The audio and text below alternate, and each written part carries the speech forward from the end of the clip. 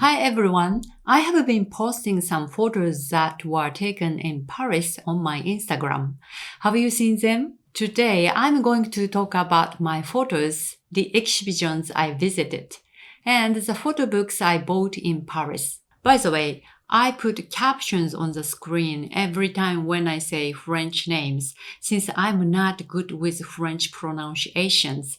Please check them. Okay, I had planned photo shooting at 2 or 3 major sightseeing spots and planned to take street photography just as I do in my hometown of Osaka. I've been to Paris 10 times more or less, but it's only the second time since my passion for photo shooting began.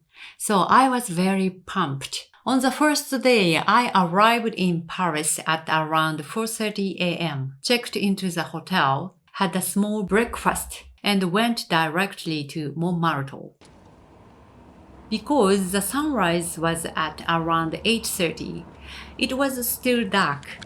I wanted to find an ideal location that fits my image before the sunrise. I had a certain image of what I wanted to capture in Montmartre.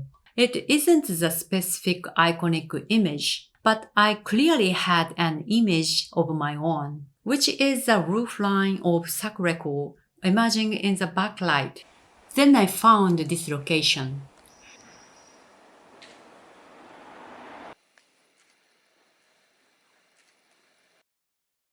A silhouette of a passerby was nicely created on a wet alley by the dimmed light from the building and blocked up shadows of the roof of Sacré-Cœur. It was close to the image that I wanted.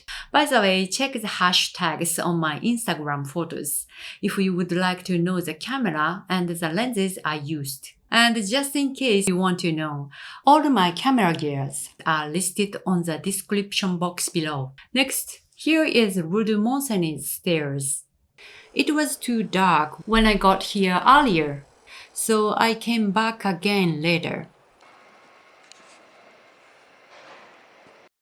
I liked the matching color of soft blue sky and the yellow light coming from a street lamp. Because of the darkness, I had no choice but to set the aperture at 1.4. As I focused on a passerby, nice blue in the sky had an unexpected bokeh and as a result added a moody atmosphere. My limited aperture choice proved effective. I walked around Montmartre, kept shooting but couldn't find any more desired images thereafter. Then I visited Henri Cartier-Bresson Foundation. His foundation was relocated from the previous place and had opened to its site last November.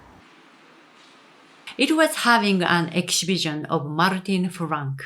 Not only did I enjoy the exhibition, but also the photo books they were selling. Next day, I went to Trocadero in front of the Eiffel Tower in the morning before getting packed with tourists. I feel it's always difficult to convey originality at major photo locations. They tend to end up being a touristic mediocrity. The day was very cloudy. There wasn't significant light and couldn't find a good composition. I almost gave up on the location, but got a framing idea, and this is the one. I did it because I remember someone said a few months ago that you can use people as a frame if you don't have anything to frame the composition with. So I tried and it looks as though it worked. After posting it on my Instagram, someone commented that it looks like Frank Hovarth's photo. I didn't know him, but as I checked his work on the internet, then I had a grin on my face. My photo was quite close to a great master's work.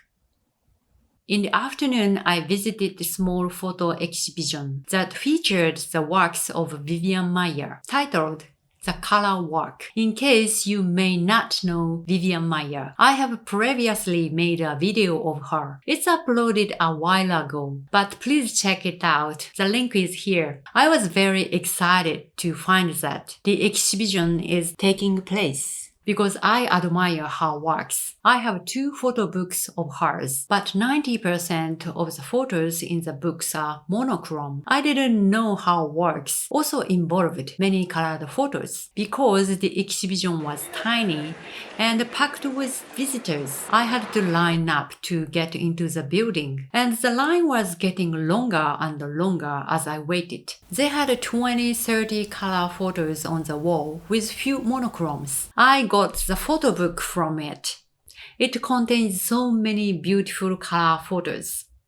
Check it out on the internet if you are interested. Then sadly, my trip suddenly came to a halt as I started feeling sick on the second night and had to cancel all my initial itinerary. My original plan was to go to London on the 4th day for 3 nights, but my condition was so bad that I couldn't make it out of the bed. I was devastatingly disappointed. The worst condition lasted for 48 hours, and even as I have recovered, I couldn't eat much and had no energy for photo shooting. Having recovered from the sickness, I did attempt some photo shooting, but only lasted 2 hours. As you know, Paris is a very beautiful city, but not as safe as Japan. I have to pay more attention than the usual to take every precaution. It was too much of a hassle at this time, and I gave up. I hope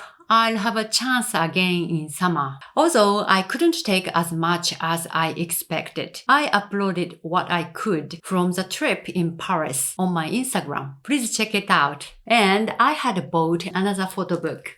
This is it. Dr. Blankman's New York by Todd Papageorge. Fascinated by the first few pages. Thought it was really cool. My type of photos. But I'd come to realize that the photo books I bought in Paris were all American photographers.